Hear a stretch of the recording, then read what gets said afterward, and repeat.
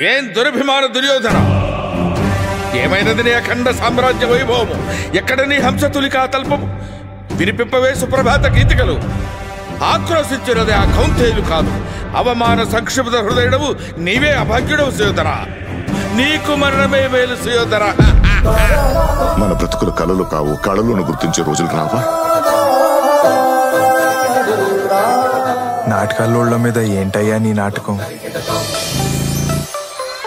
మంచి లైఫ్ పార్ట్నర్ని చూపించు, నీలా నాలో సగభాగం ఇచ్చేస్తా. తనలో సగభాగం ఇచ్చేవాడు కావాలి.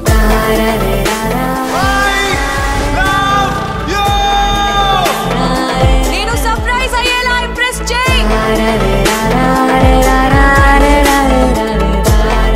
ఎన్ని రోజులైందిరా ఇలా చెప్పట్లకి నేను మూగపోయి.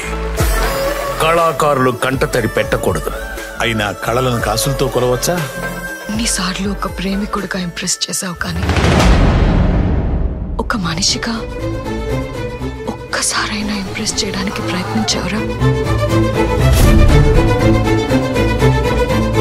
స్టేజ్ మీద విల్లన్గా ఎన్నిసార్లు పరుగు పోయినా పర్లేదు, కానీ ఆడపిల్ల తండ్రిగా మాత్రం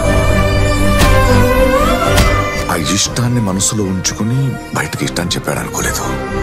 నీ జీవితం అనే ఈ నాటకంలో ఆ బ్రహ్మదేరా తప్పు. స్టేజ్ మీద నువ్వు నాకు ఎదురుగా లేకపోతే నాకెవరు రాతోడు.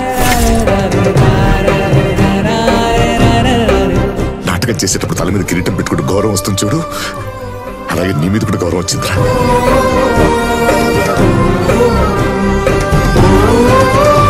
మిమ్మల్ని అందరినీ ఇలా కలవడం ఒక ఉత్సవంలా ఉంది.